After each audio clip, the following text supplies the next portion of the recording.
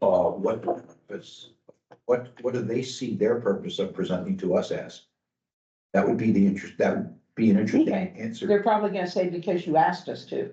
But I think we need to maybe shift now that we've had it a few times and have that as a discussion of what we are, wanting to Okay. hear. We're on camera, we're starting? Yep. Very good. Good morning. I would like to call to Yeah. order Okay. Yeah. the July meeting of the Historic Resources Commission, County of Santa Cruz. We have a full attendance of all commissioners today. Thank you, everyone, for coming. We're calling the meeting to order at 9:36. Matthew Sun, our staffer, has prepared the agenda.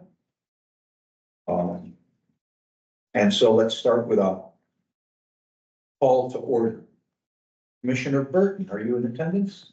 Present. Commissioner Newhouse, Yes. Commissioner Orlando, Yes. and Commissioner Phillips. Yes. The sequence I've used is alphabetical, by the way. Okay. Great. Okay, the meeting's called to order. The agenda. Has everyone had a chance to review the agenda? Are there any modifications that you wish to propose this time?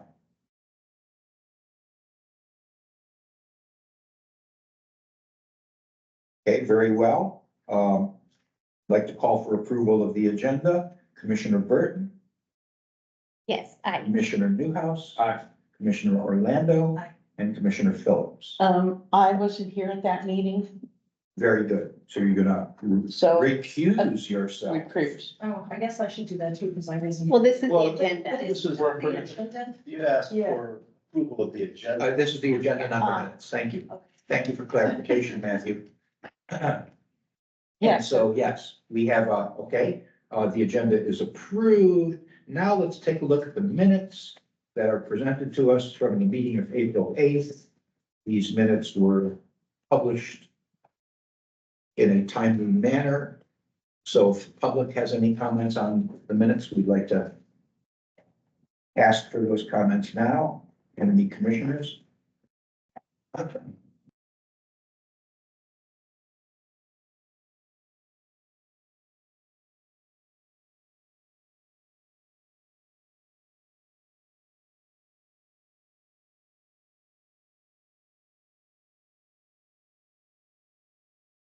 It was a very interesting meeting in April. A few things were deferred from that meeting to today. And some conversations and subjects from that meeting will be continued. If there are no other comments, could I ask for a motion to approve the minutes? Move to approve. Thank you. A second? I'll second. Thank you. Okay, any further comments? Let's take a vote on the minutes. Commissioner Burton, Aye. Commissioner Newhouse. Aye. Commissioner Orlando. I think I have to abstain, I wasn't here. Oh, okay, very good. And Commissioner Phillips abstaining. Very good. Okay, so with a majority and Commissioner Perlman, yes, approved. So we have approved minutes. Move on. Very good. Any commissioners wish to disclose oral or written communications and site visits? I will share with you that due to conversation in our April meeting regarding the Hirahara barn located adjacent to the Redmond House, a guest, Ms. Becky Steingruber, suggested to us, she challenged my comment that the barn was dilapidated and fallen down. And she corrected me to say that the barn is standing. I stated that I would drive back to the barn and take another look. And if somebody wants to call that standing, they can go inside. I'm not going inside that building. One side of the building touches the ground. It's a lean-to that is inhabitable and dangerous to go into. And I'll further say that we have received the doctoral dissertation of Jacob Stone regarding the condition of the Redmond House, and he calls the Hirahara Barn destroyed in his PhD dissertation, which has been accepted. How do you spell the name? Hirahara, Hirahara.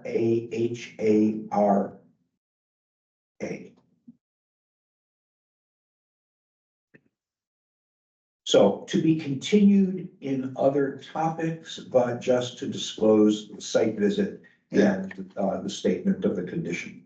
Okay, any other communications? Members of the public, anybody wish to say anything?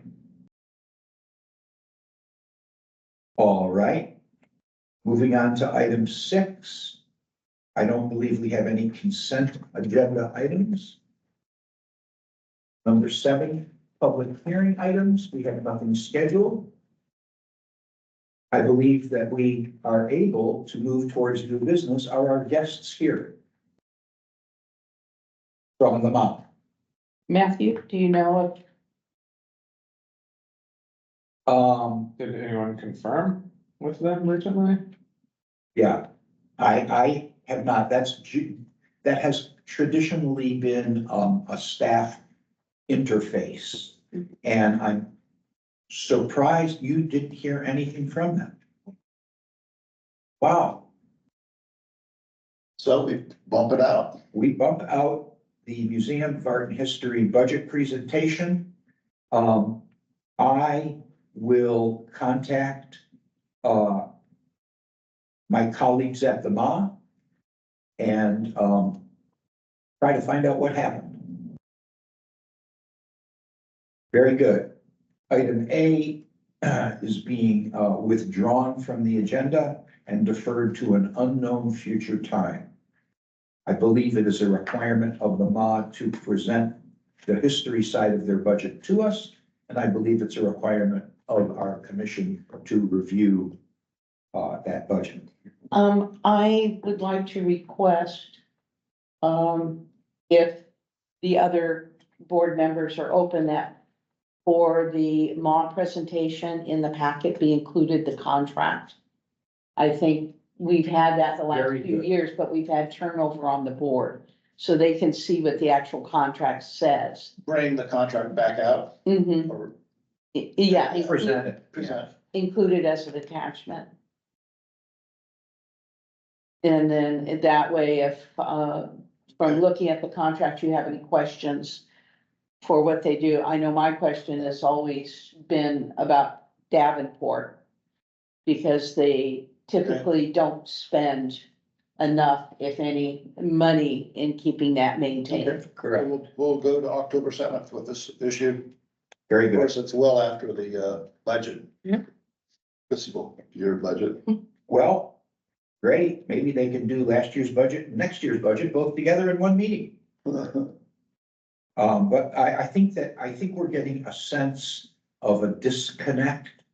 I'm sensing that there's a disconnect over the MA budget and the specific roles. And I think that disconnect may be evidenced by the fact that they did not approach us to make the presentation for this meeting. Is there a change of the guard at There is coming up. Rob Wolf, the executive director who makes this presentation, has resigned, Okay, but we believe that he's still on property, okay. All right. serving out his notice. And we appreciate them very much, okay? They do a grand job in every way, and I will, in a later item, on item E, I'll be discussing the landmark awards. So as we go through today's budget, I'd like to say that we're going to see an amped up inclusion of budget items that are being presented by Matthew because of the unique nature of these specific items. So we'll have a higher level of inclusion and direction from our staffer, who I think, I'd like to say, Matthew, you've become so thoroughly engaged and you're such an asset to us. I really appreciate that. Thank you very much. Yeah, so moving to item B, I'd like to call on Matthew to discuss the county staff submitted CLG grant application. This is a terrific item. Deadline was June 7th. I met the deadline by 4 PM that day. And it's for $40,000 grant. For what, you ask? For updating our historic context statement. And I flushed out some issues with a couple, three consultants. And pulled together our grant application. And then I spoke, or I corresponded with OHP staff last week. They got back to me last week and explained that they're out till the end of the month, early August, before they make their decisions about who's getting the grant money. But the maximum is 40,000. And the amount over 10,000 requires that the agency go out to bid to at least 3 companies to do work. And that has to be flushed out. What is the work? Well, I can tell you that the title of it is update to the historic context statement, but what does that mean exactly? Has to be fixed, and a consultant has to provide, well, the 3 consultants ideally would submit their proposals to me. All this has to be wrapped up by the end of the year. We have to go through the consultant process, receive proposals, select a consultant, tie the knot, and then start work the first of the year, basically. And we have through mid-2026 to spend all the money, I believe. Okay, so that's it.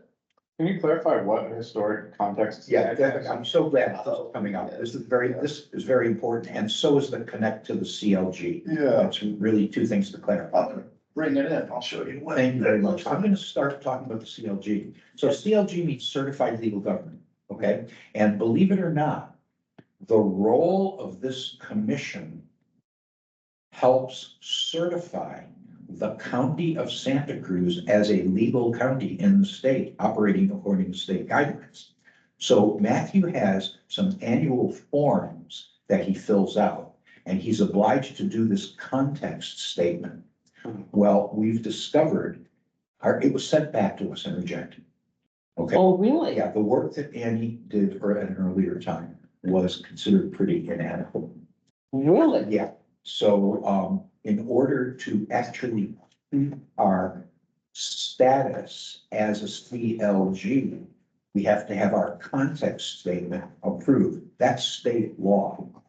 Okay, now, interesting, we're applying for, so the OHP is the Office of Historic Preservation. That's Sacramento. And they're talking out of both sides of the mouth, because on the one hand, we're applying to them for the grant. But on the other hand, the purpose of the money is to prepare a context statement, which a different division of them approves. So they have every reason to want to give us the grant so that we can do the work to properly conform. So I think this is Matthew found this. Okay, we were not applying for any such grants, and we were just throwing our arms up and we were saying, we're understaffed, we can't touch it. So the way supplementing with grant money is clearly the way to get the work done. So I think that the commission is making some great progress in this, and thank you. So you can see it's not very thick. This is 1994, our first version, first historic context statement. It has not been updated since 1994, so that's 30 years. This was prepared by Susan Lehman, or Lehman, L-E-H, either way. It contains basically an overview of the history of Santa Cruz in 3 ways. Economic development, number 1. Number 2, residential, commercial, and institutional architecture in the county.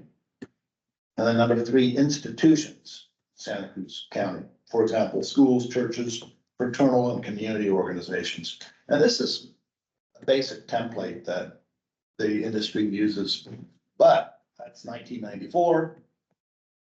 Back up to 2024, we're still going to be using these 3, plus we're going to go into a 4th category, maybe a 5th category. And I know for a fact the 4th category is going to be the various cultures that have come into the Santa Cruz County and created niches for themselves. That is addressed to some extent through these three categories: economics, residential, and institutional architecture, whatnot, and institutions. But there's gonna be a more purposeful section on the subject of the peoples that have come into the county. So that's gonna be the biggest change between 1994 and 2026. I believe that the state directed us to explore the minority communities and their Yeah, individual yeah. histories. This is a directive And be from, more, from them. yeah, be more upfront about it, as I said, be more purposeful about it. So if this is required and the current one's been rejected, do we have a The timeline? current one has, Deadline, you mean? the current one has not been rejected, this can still stand, Okay, but the new one that was What- proposed was rejected then? Something. No, What no, was- what did they, what was it that they, I may have overstated this while you're out of the way. What was it that they didn't like about it? Did they come back to us and say it was inadequate? about this, Yeah, they said, yeah, there was nothing about penalty or ignoring this thing. It still stands. But in order to move forward to the next step, this is step one. Step two is to reconsider what we have here in the community. We've lost buildings through earthquakes and fire, and many of that, or all of that, already been adjusted in our inventory. I think we're probably, what, 95% accurate with that? Those buildings got burnt down or were destroyed by earthquake and been removed from inventory. But there's also opportunities to add new structures, because the march of time, when this was written, we were looking at anything prior as far as architectural styles. 44, now it's 74. Right, and then we're gonna be looking through the 90s, so when we redo this, the purpose of our updating this is so that we can move forward through the 70s, the 80s, and the 90s and pull in structures that are more contemporary and address a different need, more contemporary need for that building that was built by Jack Smith or Jane Smith in 1994 is worthy of designation as a historic structure. Right now, we can't do that. Okay. So, if I could add, 94 was when they launched the HRC. So the context statement was done as a protocol to authorize and legitimize the launching of the commission. Then it was just put aside instead of revisited every year and updated, which is why it's gone so out of whack. Mhm. Linda's gesture every month in updating goals, that's the tool that prevents us from doing things like that. Okay, from forgetting about things like context statements. So once he has the new one built, then it'll be an easy document to update with just small changes each year. If we receive the grant, what is the commission's role in the process?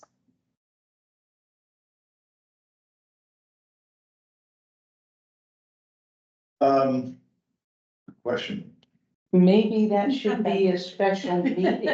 Okay. That would be the topic where we could talk about the context statements. That makes sense. Working to me. on it, what That we makes do, sense to me. timelines, and we can really get down into the details of this, because the other part of this is it doesn't just stay in-house. When you and I had our subcommittee on the website, the Mhm. county website and HRC's portion, the contact statement was online. It was very hard to find, but they said, we're updating the website, we're reformatting it. And so, I'm assuming that our updated contact statement would then be back under the HRC portion of the website for the public to then see. Yes. Yeah, I would imagine, it might be published in two places if they ever do that, but I would imagine that the context statement would sit with the commissions. I can tell you one partially response to your question. Barry sent me contact information for 3 people. Mr. Davis is one. Bring it up. I don't recall. One person represented a Hispanic community in the Watsonville area, another person represented, Oh, yeah, correct. That was Christopher Davis from Santa Cruz Black. there you go. Yeah, and then from Community Bridges, Mary Cardenas. And then, I believe, Reverend Jay Shinseki from the Buddhist church, is he? So there's 3 categories of the types of, communities that came into Santa Cruz County. Of course, there's Portuguese. And Oh, there's Croatian, there's, Davenport's got a So- sizable Portuguese. Matthew attended an evening event at the mob. No, I didn't. Oh, okay. No, I bailed. Well, I don't blame you. It was a long day. But I kept the contact information of the people who Good, presented them. Good, but we're looking at, there is a history of Filipinos in Mhm. County. That's all. Yeah. I mean, we have to be very careful and uncover with equal intention all groups. right. No, absolutely, and that goes back to Kevin and I with what we were tasked, and then we didn't really get a chance to get together, but I think we were still talking about it, because at the history fair, we were talking to Carolyn and to Frank and letting them know we wanted to get together. Yeah, And so, and that's all in this same thing, you know, topic area of interest of the different nationalities, ethnic groups, whatever, Right. that helps settle Santa Cruz and recognizing And that. that's what the update is going to be focusing on. That's Anything you can do to these 3 categories that are already here, the economic development, the residential, commercial, institutional architecture, and the institutions, whatever we can do to update those, we will. And then there's gonna be that aspect of it that's going to be new in this document. And ultimately, that allows us to go into the inventory process and add new structures. Maybe there's gonna be a possibility of a district somewhere, I don't know. A district based on ethnic concentration and structural, it wouldn't just be ethnic concentration. It'd have to be in the context of economic development, plus maybe residential, commercial, institutional Right, architecture. See how it happens. I think one good example that I know of, as far as district goes, is the downtown San Juan Bautista 3rd Street National Historic District. There were enough old structures in that strip on 3rd Street. That you could call that district, call that. Yeah, yeah. yeah, so maybe we can have a special meeting where this is the topic and flesh out all these different areas and. I would think that, it would be contingent on receiving the grant. Yes, So Oh, yeah, perhaps at the point that you, receive the disposition of those funds, if you could contact us. yeah. I think that would be a great purpose, and it would isolate it to be a targeted conversation in the meeting. Very good. Are there any other comments on new business item B? Okay, Matthew will be now discussing item C, which is the Board of Supervisors and County budget as it pertains to our commission in the new fiscal year that started on the 1st. Okay, we requested $3,000, we got $1,200. What can we do with $1,200? Maybe we can pay for, signing up for a conference or something like that. Unlikely that, unless it's very local, unlikely there'd be adequate funds to pay for gas or travel. Overnight. Yeah, none of that. And if that doesn't happen, then $1,200 perhaps could be applied to paying for the fuel cost associated with our current inventory and taking photographs of our current inventory. When I go into our inventory, all I see are black and white fuzzy photographs. And I'm wondering, well, what happened to the original photographs? They toss those away. But when you get copies of copies of copies of Yeah. copies, then one of them ends up on the website. Some of them are indistinguishable, and you can't recognize the buildings. there's, yeah, no, So a good example is that DPR at 6 40 Main Street in Soquel, that building that you looked at, you look at that, you look at the building. Why would you ever think those two? That building is, That tear down house, the Redwood house that had no foundation? In. Well, on Main Street. On Main Street in Soquel, Linda and I did the drive-bys. right, The DPR doesn't resemble the structure. yeah, yeah.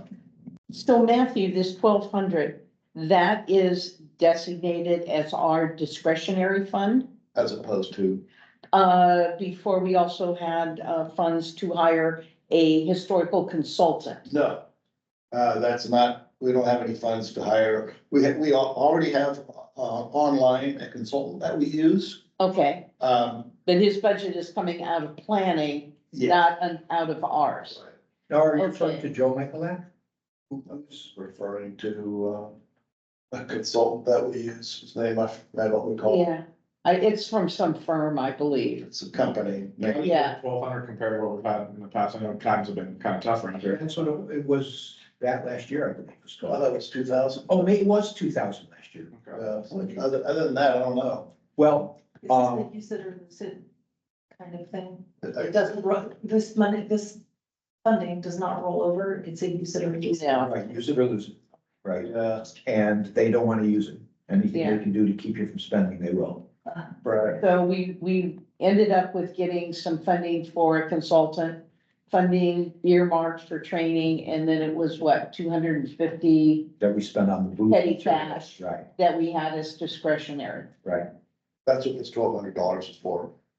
Discretionary. Right. Has Okay. nothing to do with hiring consultants. Right. Okay.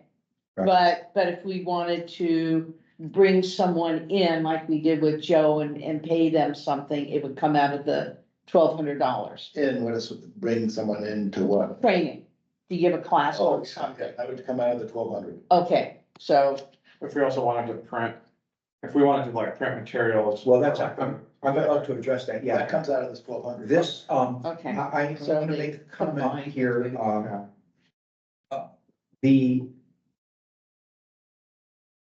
amount of $1,200 prevents us from one element that is required in our commission, which is to have a brochure on hand informing the public of what we do. That's part of the ordinance. And clearly, we're being prevented from executing that part of the ordinance with this federal budget. I don't think it's purpose. No, it's not the intention. Yeah. But it's the outcome. Sure, sure.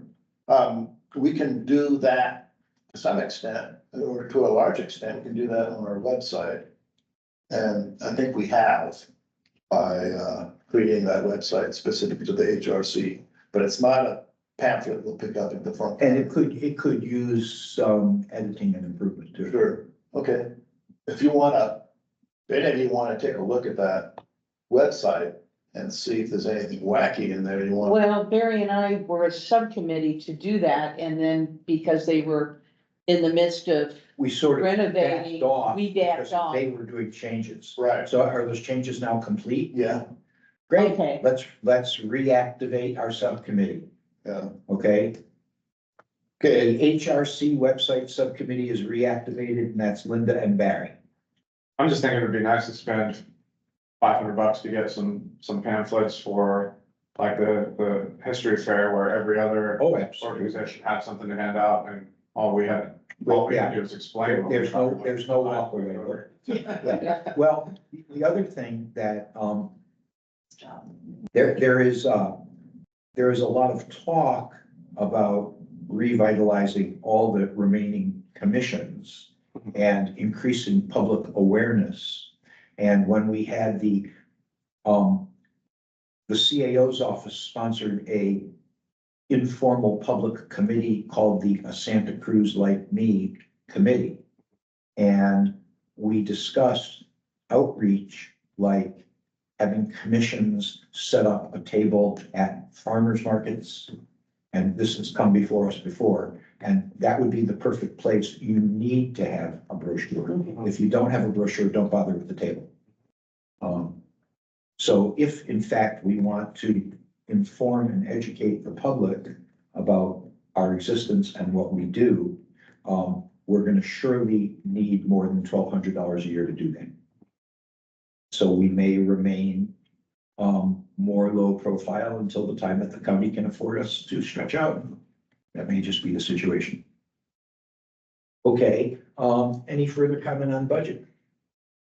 I'd like to call on Linda for item D, an update on Alba Schoolhouse, please. Deferred from last meeting. Okay, so, as I think the committee knows, Alba burned down and,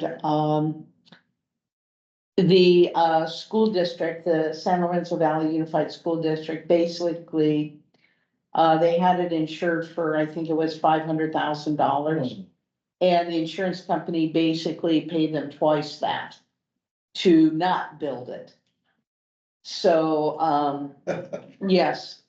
So, but because the, is it the Friends? No, the they created a special district, Alba Recreation and Park District. So their special district, Right, the school is a special district. So what they did, and this was filed in the Valley Press, that the, school district is authorizing a quitclaim deed to Alba Recreation and Park District, that they're basically giving that property, which is now just land, to Alba Park and Rec, so that they can do whatever they want. And I believe they're giving it to them. So the 15,000, I think they raised to be used as part of the rebuilding, they have that to do something with. so the commitment to the insurance company that generated an extra $500,000, that commitment has been filled, and that group will no longer own the Alba Schoolhouse? Well, they never owned it. Okay, They were leasing it for $1 a year. but they're now deeding it over to the Parks Yes. District? Yes, So there's no reason why the Parks District couldn't rebuild Alba Schoolhouse. well, they have no money. I If they mean, had it's not a if they had district. Generous gift, though, they could rebuild. Well, they did it through their once a year July 4th barbecue Yeah, up that's- at That's Alba not the kind School. of money I'm talking about. Yeah, Yeah, no, okay. no, because I went to a meeting representing the HRC, a school board meeting, and basically it advocated for the historicness of the school and that it should be rebuilt.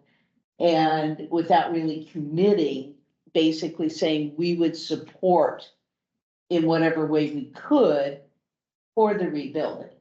Okay. But we're a commission, we have, other than, advocating for it. But the thing is when they started, the school district said, we will not spend any of our school district money on rebuilding this, because though it's a school, it does not have students. Right, And so it's basically just a building, and we need money for our actual schools. Right. And so in determining if the insurance money would cover it, the insurance money only covered what was above ground. And they had to do soil testing, they had to do septic testing, all these things, which did end up coming out of the school district's general fund.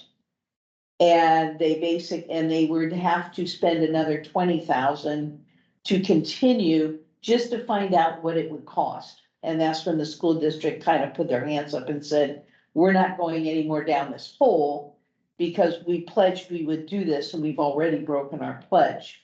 So we're not gonna continue down this road. And that's when the insurance company came back and said, well, we said we would, cover with the actual building, but not on this other, but if you do this and this, we'll give you another $500,000.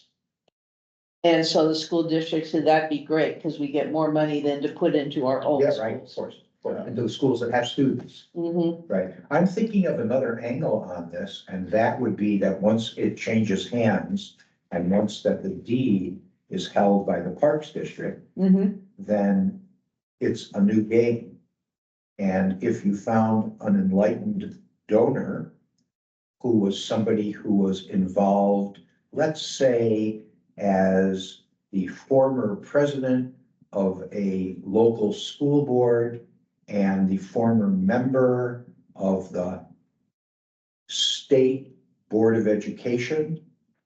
And I'm thinking specifically of Reed Hastings, founder of Netflix. Mhm. He could rebuild Alba Schoolhouse at the wink of an eye for the Parks District and turn it into a party location, build it to the old spec so it looked just like it.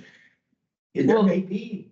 That was the proposition that we had with Annie, or the understanding, I should say, was that, and this is what the school district and the park and rec said, is they wanted to build it exactly like it looked, Yeah. only they would be doing permits and following what the codes were. And with that being, it would be exactly the same, it would stay on the inventory with that notation. But, I mean, we certainly can see if, Is it really a historic building under those circumstances? Well, it's not, it's a new building. It just looks like the old building. So you know what, this is a funny little niche, that's the next agenda item, but if they built the new building, I don't think they could get a historic designation, but they would absolutely get a blue plaque saying this is the site of the historic schoolhouse that burned down. See, that's where the blue plaques come in, they're an informal acknowledgement. well, being that, you know, since the school district's no longer involved, the park and rec, of course, they used it for community gatherings. It was a small You library. could rent, could It's pretty far up there. You could, but I mean, it was a school, so they now are open to, building whatever they want. And, so I think with this, they can now definitely move on, start making plans. But I certainly can talk to Lucia and, find out what they're talking about, what they're thinking of, what they'd want to do, and ask her if they've considered anything along those lines. Because this special district is the smallest one in the county, of which there's only like 6 Yeah. special districts in the entire county. And, and we're talking less than 100 people. Cause it's just the very top of Alba Road. So anyway, so for our purposes and looking for the Redmond House, it's, as far as I know, we don't have any procedures, and I don't know if there's any. remove it from the inventory. Yeah, so for this, it would be easy because it's just our inventory. The Redmond House, it is all the way up. All the way. And I don't know what other cities, counties have for their procedures.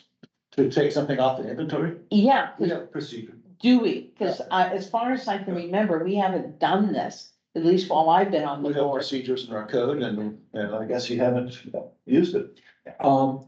Should we at this point call for a motion to activate the delisting of the Alba Schoolhouse from the inventory? We certainly could do that, though I would like, to go through what's involved. Because It'd be pretty easy since it doesn't exist anymore. because with the Redmond House, I believe you go from the bottom up.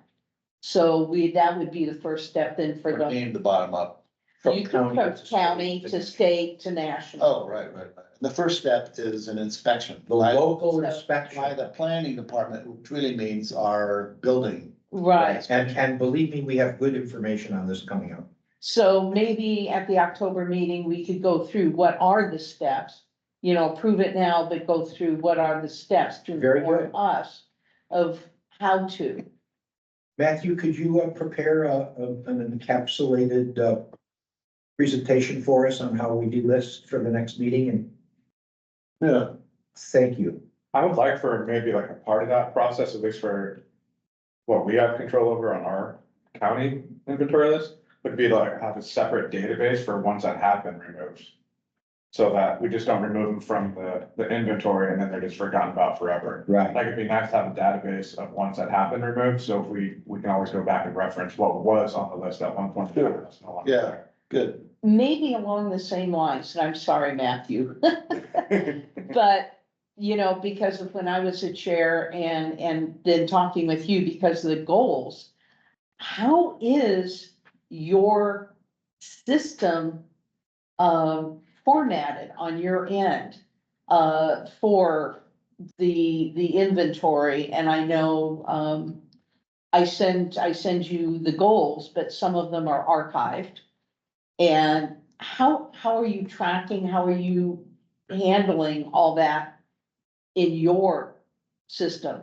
Do you have paper files? Do you print things out? Paper file. Do you have separate, you know, folders? Do you have I don't know if separate you've noticed. databases? Yeah, you probably haven't noticed it or not, because you haven't wandered around these hallways, but, Yes. from year to year, there's fewer and fewer metal boxes with cracks on them. Oh, really? People are jettisoning paper and using the computer as the modern filing cabinet. We just had a major flush out of metal stuff in the Ah, last year. Our hallway out here was just loaded with stuff that. so you filing just, cabinets we weren't using. so you got employees saying, I'll take that home, I'll take that home. No, can't even do that. No, it goes into Oh, a big giant warehouse and it sits there for however long. It's county GSP. And then they sell it Oh. in mass. I don't know exactly how. Yeah. But that's a whole different tangent. So as far as your goals go,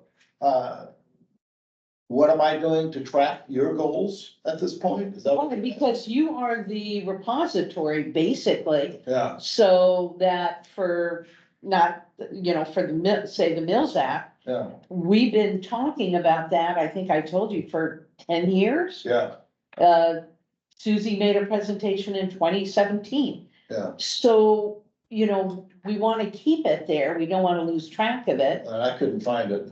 And so I guess that's kind of, you know, if we end up going back to something, you know, it's like, well, Well, 2017.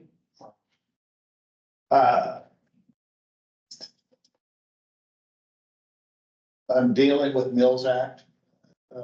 As it. I'm dealing with the Mills Act in today's context, mhm, what neighboring counties or cities are gonna do, or Mhm. have been doing. mhm, And I'm just gonna draw on that wealth of knowledge and mhm, construct what I think we should construct here in terms of Mills Act. The templates are already out there, mhm. and there's some nuances perhaps between jurisdictions that I might be able to flesh out, evaluate and determine whether or not they should be carried forward, but basically it's all template. And now, I'm not really, I don't think I'm addressing your question. I'm not tracking your goals as you stated, what's going on with your goals. Well, I see, have them from Yeah. meeting to meeting. But I haven't gone into the 7 different categories of goal keeping or goals and well, see, but you are the last line. What you write down there, Yeah. what you put into our minutes, oh, and what you do is a report, yeah, you know, minutes. yeah. But I'm assuming you have the details. So when I send you the goals, I said, now, do I have this correct? Do I have the motion quite, you know, right? And I sent you a response to that, for example, last week or the week before. And that's what I depend on you, so I Yeah. double check to make sure what I'm Right. presenting is correct. And I think Because that's you what are the final say. That's, I see, okay, in the context of that matrix, you had asked me about, I forget the details. I went into our most current version of the goals and from a meeting or two ago. And then I said, yes, that is the most current version of the goals. Okay, So when you throw something at me, a query of that sort, I then verify and get back to you and say, yes, that is the most current version. So this is theoretically the most current version you have here. so I guess the bottom line was you are the final say. Yeah, yeah, We look to you to have the most accurate, Yeah. correct, complete minutes with the details and what we discussed. yeah. And so that's why I was just Yeah. curious, do you end up with this in files? Do you have them in different folders? They're on your computer, so when somebody replaces you, Yeah, they're not starting from scratch. They can go That's right. to the way you have things set up that's right. and pull that information up And- for us. It was already established long before I got here, probably before Annie got here. We have our folders, Okay. we have a big S drive, and within the S drive, there are all these various departments or categories. And there's HRC Mhm, amongst many other things. mhm. There's HRC. And within HRC, there's subcategories, like Okay. meetings. Okay, And within meetings, we can go back 15 years or whatever we have on the computer. And within the meetings, we have the minutes mhm, and the attachments. And basically, we have, All the attachments get logged in. yeah, it's all the, okay. Yeah. Okay, it's the same thing that you've been dealing with for the last 50 years, except it's all electronic. okay, that kind of reassures me a little bit and clarifies in my mind, We you don't know. scatter this information to the four winds after we get at it. Yeah, there has to be a responsibility to the next person or the next commissioners, Right, so that there's some kind of exactly. sanity in it. That's That's right. it. That's right. Okay, can we retire item D, the discussion on the Alva Schoolhouse and its significant tangents? I think that was very helpful for clarification. Any further on that? Item E, I'm gonna make a report, on the Landmark History Awards. The Landmark History Committee is referred to as the Blue Plaque Committee. It's part of the MA, the history side of the MA. And the committee meets every other month to consider properties of historic interest that might deserve to have a blue plaque on their building. So from this list, we find out who the owner of the property is. And one of the members of the committee calls them up and proposes, you qualify for a blue plaque because of the age or the status or the architectural significance or the historic significance or the residency of a particular individual of note in the community. And for $200, they get their customized blue plaque and they get the right to copy on it themselves. So it's an empowering community tool that encourages people to have pride of ownership. And it's another link. It's a far less formal designation than what we do here, formalized as representing the county. So on Saturday, May 11th, they did the Blue Plaque Awards. It was an hour-and-a-half ceremony. It was in the lobby of the MA. It was very nice. The theme this year is that some of the original surf shops in Santa Cruz are now more than 50 years old. So a series of blue plaques have been given out to the classic surf shops. And that includes O'Neill's, that includes Freeline and John Mell, that includes Portola's Surf Shop and Barney Langner, that includes Olson and I believe Pearson.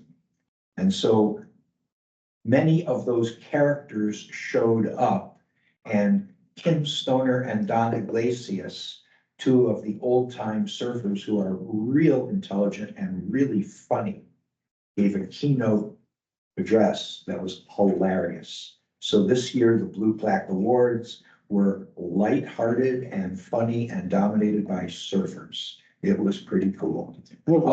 It's nice to be linked to them. It just ties together various historical colleagues. And so there we have it. Anybody that wants to go next May, it's a nice hour spent Saturday. Okay, moving forward, we have a very unusual item here that would not normally be an agenda item, but our goal is to be transparent. And with the goal of transparency, we are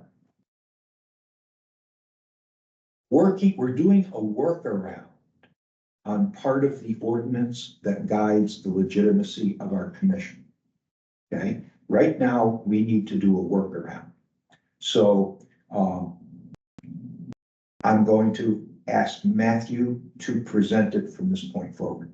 Okay, it's short and sweet. So for a number of years, we haven't had turnover of the chair and vice chair according to our code. Okay, late last year, I was rummaging through our codes and found section 238 and 120 that says we're supposed to turn over every 2 years with 1 year sit out, and then you can come back in for another 2 years. So we'll start that next year. Pretty simple story. We have a unique and unusual circumstance with the majority of our commissioners being in their first year as a commissioner. Okay, I'm going to suggest that in an effort of mindful management and oversight, that we all stay aware of this. What happened was a bunch of friends who were all historians in the community basically launched this commission and stayed with it.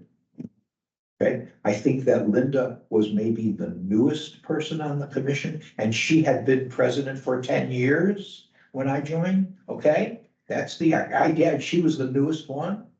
Okay, so there's your mom, Alberta, there's Carolyn, there's Susie Merriam. That was my commission. Okay, Susie Merriam is the Director of Community Development and Infrastructure for the city of Watsonville. And I came on because my predecessor, Barbara Kennedy, which you might remember, anyway, she died. Yeah. And so, Carolyn and, Carolyn Swift still around? oh, yeah, oh, yeah, gosh. yeah, no, Oh, still. oh, absolutely. I had talking with her last month. Yeah, yeah, we were talking with her at the history fair. But yeah, they approached me and suggested I take Barbara's seat on the commission. And so, yeah, I think, I was the first one in quite some time. Can you remind us how many years you've been on this commission? Oh, my gosh. I want to say, I think 2017, because I went back into my files and I was looking at meetings. And, I went back to, that's how I got that 2017 number. Okay, and when you say Mills Act presentation by It was Susan. American, Susie. that was In 17. a presentation to the Board of Supervisors? No, to us. Okay. To us, she went out, and that's why I'm thinking, there wasn't really much in our packet, so I'm thinking she brought the slides in and then took them home, and that's why you didn't find her slides.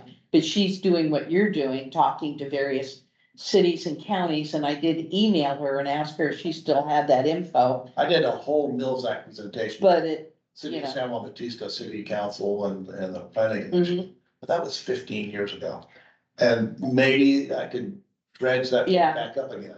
well, it was the holiday, so I didn't get a chance to talk to her. Alternatively, there's my last go around with historic resources was with the city of Carmel. And they have a pretty meaty program, and that might be an easy pathway for me to take advantage of. Okay. That's G. So, okay, let us at this time recognize that we're going to have a change of chair and vice chair. That will be next April, okay? So brace yourself. I would suggest that by January, would be a good time to try to figure out what to do when it goes, so it goes on the agenda for the following meeting.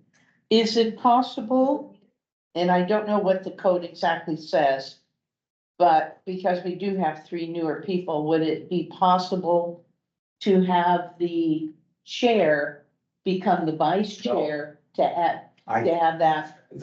As we had done ourselves, Yeah, and no, it is not. oh, Now, that's too it's, bad. well, here's the deal. Let's consider that, okay? Coming out of this conversation, we could float a proposal for our commission and make a suggestion to the Board of Supervisors that perhaps their element of the ordinance that talks about the rotation doesn't serve the interests of the commissions that well and should be modified so that one of the two officers is able to remain in transition with overlap. We could create a suggestion and send that to the Board of Supervisors. Hey, that's what commissions do. We make recommendations to the Board of Supervisors. This one would be about protocol rather than about a building, but it's all business. So you're right, Linda, we're somewhat disempowering ourselves to have both officers leave. We're a small commission, there's only 5 of us, you know, in other commissions, they've got 10 people. So it's a little bit easier when you've got 10 people. So perhaps what I could do then is, I don't know how I would take it to get an answer, but perhaps what I could do is run something up the flagpole, and that would see who salutes. Sorry, and that would be, is our code pliable enough or elastic enough or acrobatic enough to allow, as it's written, to allow what you're talking about. Now, I know that it says we're supposed to allow you 2 years and 1 year out and then another 2 years. But if only 2 people want to be chair and vice chair and the other 3 don't, it's kind of like either you dissolve the commission because you can't follow the rules, or you just let the commission continue under those circumstances where those same 2 people continue until somebody wants to step forward and say, I'll take over the. I'm sure that Mark Connolly, who I believe is your supervisor, Yeah. is aware of what we're doing. Is Stephanie or Matt or Carlos aware of what we're doing? I wouldn't want the rug pulled out and they say you're. They are aware by virtue of 2.38120 being on the books. Okay, but they're not aware of the status of how we're dealing with it here. Is that an ordinance that applies to all commissions or just? All commissions. Okay, so it's not a timeline that we created as. No, not, no. And some commissions have, like the housing commission, I think had 11, 15 people on it.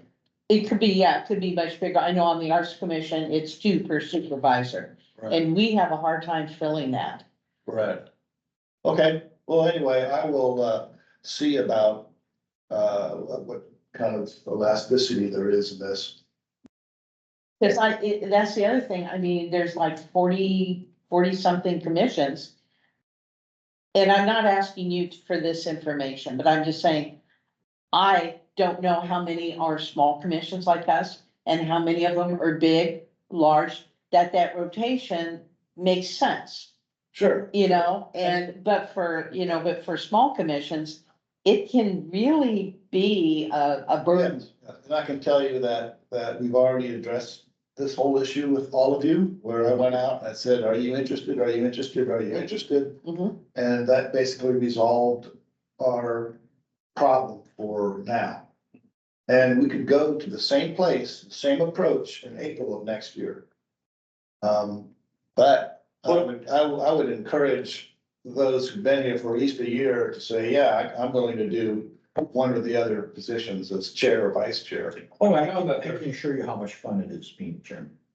Well, I know I've been on other boards where this has been an issue and a lot of times it's, when you step down as chair, you're not going anywhere. I hope you're not going anywhere. Oh, no. And so whoever steps up is, it's almost like, okay, you assume the title, Yeah, but you have the predecessor holding your hand Yeah, the the entire predecessor. way. right. And it's not like you have to dive into the deep end and there's Right. no lifeguard on deck. Well, Right. let's cut to the bottom line. Next April, okay, I will be prepared to support the new officers. I would be prepared to attend the first couple of planning meetings for planning the next agenda. Okay, if that would be helpful and be available all the time for communication. We're already communicating very well and keeping in touch between meetings. So, yes, that remains, of course, there. And I think it's probably, I like that approach, and I think overall, I think it's better for the commission if we get some rotation. What would be great is if the chairman steps down and the vice chairman becomes chairman and a new person becomes vice chairman. And then 2 years later, or 1 year later, the vice chairman rotates up so that you have 2 years. 1 year you're vice chair, the next year you're chair, then you're off. Right. Okay, that's the way to do it. But Linda and Linda stayed the chair for 2 years, and then I've taken over for another 2 years. This is the start of my third. So Linda needed relief, plain and simply. You know, it was. Well, as I explained to Matthew, it was more, the situation of Susie and Carolyn and Yeah, Alberta, they all kind of took a step back. Rather than me rushing forward. So, But, a combination of doing it for so long and,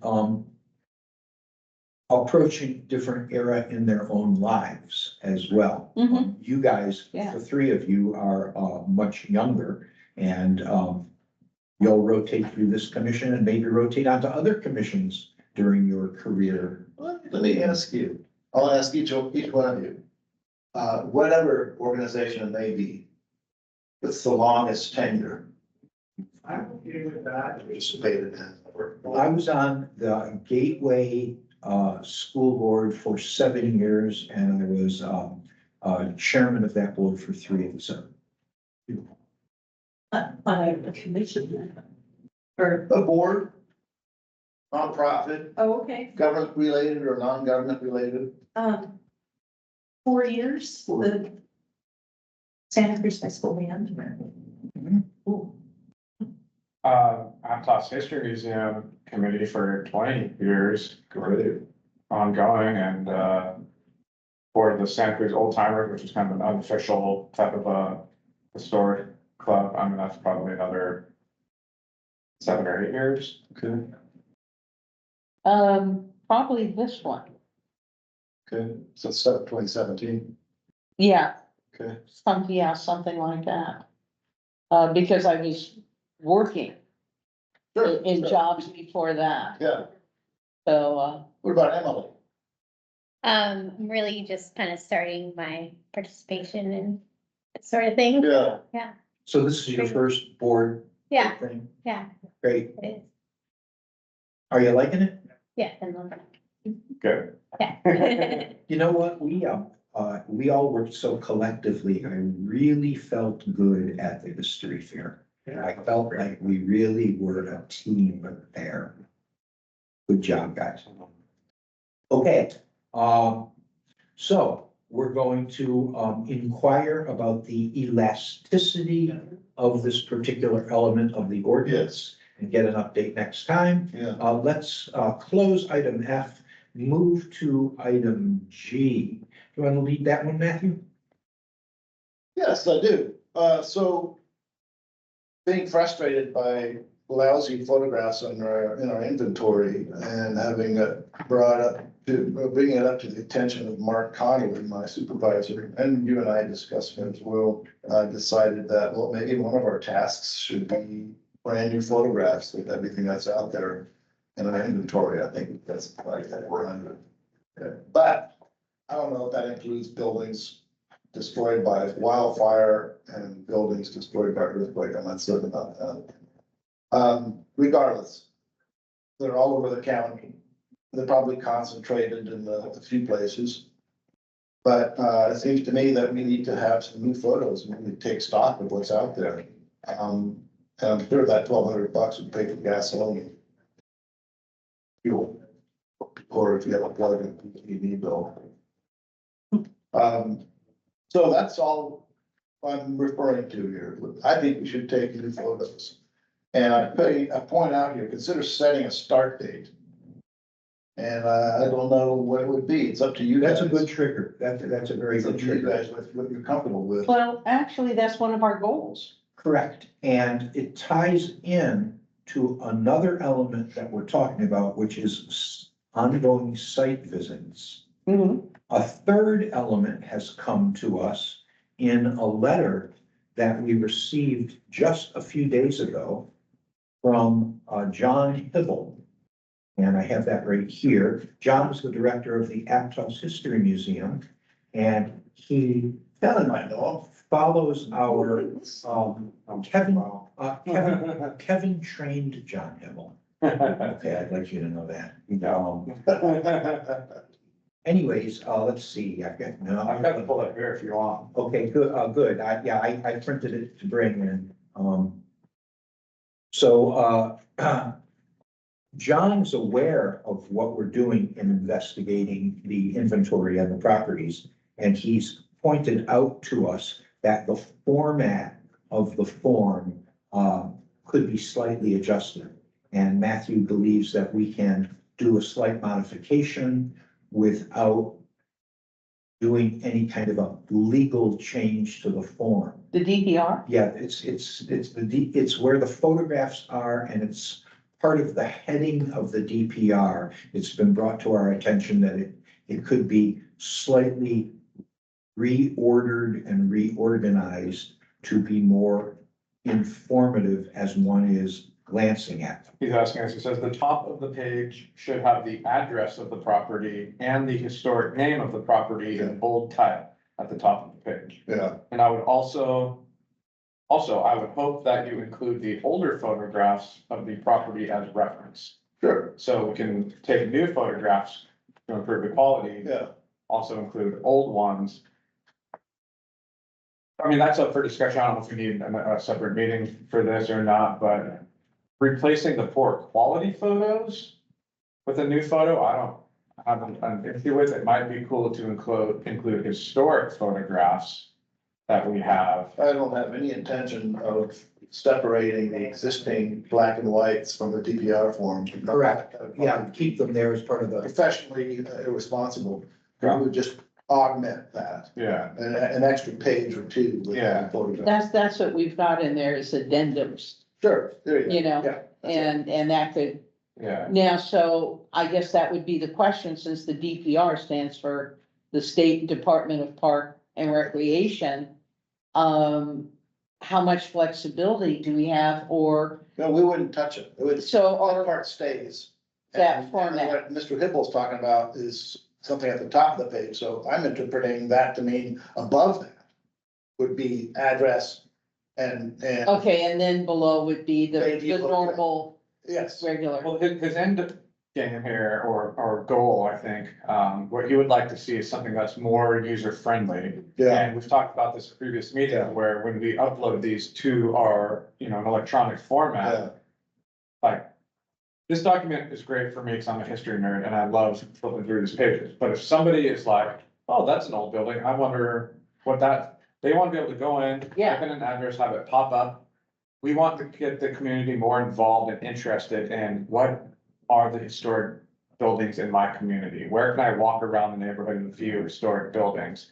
And no one's gonna take this with them out in public and thumb through it trying to find these. what is this? This is the inventory. The for DPRs. district. Those are the For DPR. second. Yeah, yeah. Okay,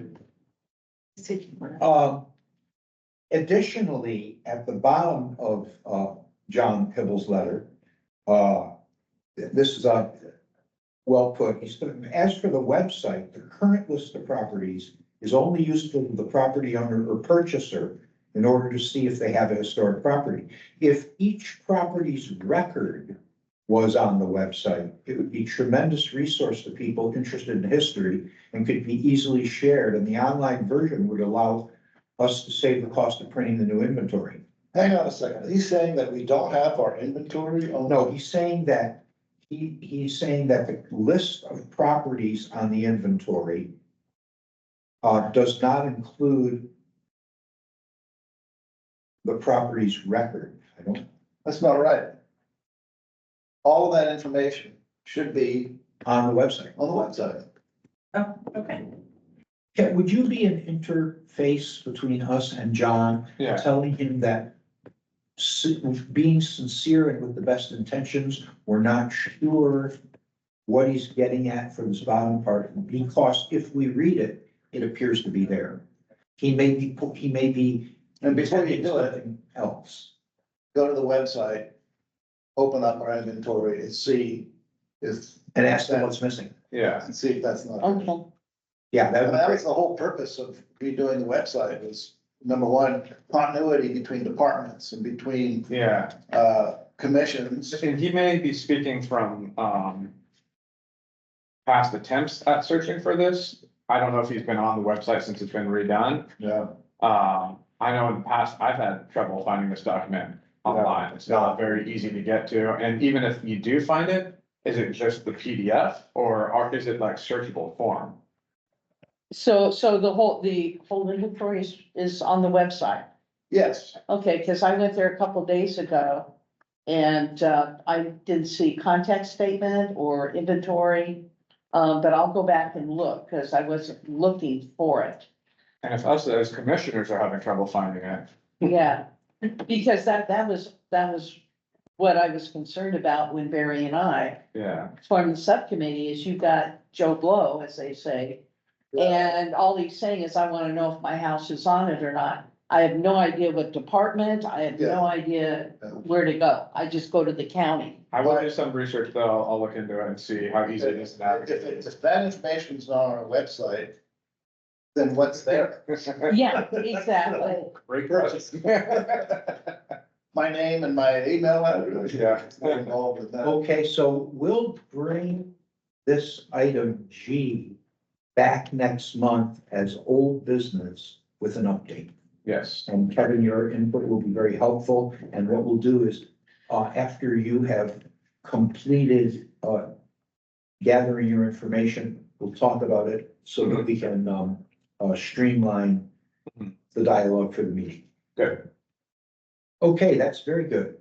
And with that item, we have completed our new business of the day. So at this point, Hang on a second. yes, Under item G, consider setting a start date for taking new photos. oh, you're right. Do we want to carry that whole issue, as you were saying, just bring the whole issue back to October 7th, or do you want to say anything more about a start date on this at this time? Or just let it go and wait till October 7th before we do anything? Do we, How do the commissioners feel about that? I kind of feel like if you're at a historic site and, I mean, these little things take better pictures than any camera I've ever owned in my life. So if you're there, you can always snap a couple pictures. Maybe at our next meeting, we can discuss it further. Any camera's better than a Brownie. Right. Maybe at our next meeting, we can discuss, which we have in the past, is certain goals in terms of, I know we talked about maybe updating information, like Yeah. 3 per meeting, but maybe we can start by first saying, let's get pictures. I would like to get into, dig it deep, bit deeper, like you say, on information and so on. So we've talked about updating a site visit form, Right. okay, but that has not happened yet. Mhm. Okay, how about we take that form to subcommittee and which brings it back to us to review, consider and adopt at the next meeting. Okay. Okay, who would be interested in developing that form as part of the subcommittee? Should be easy to do, because we've got something already, Yes, we do. and you can just work off of that. I don't know if it's on the website, though. And if it is, let's put it up there. When we develop the new form, we'll put the new form up. Sure, sure. I mean, I could help out on that subcommittee. Great. I'll help you with it, Okay.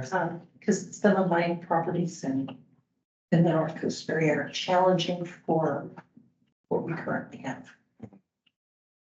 Excellent. So you could use them as examples. What would be the information you could cull from yours? How would it fit on the form? Exactly. And does it make sense? I've got some square peg round hole issues. I'm gonna use the restroom. Okay, Okay. So,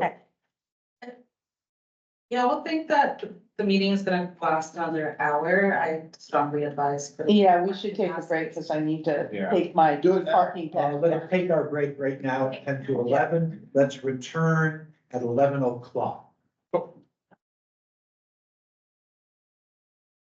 or as soon after that as possible, depending on how fast you get out there.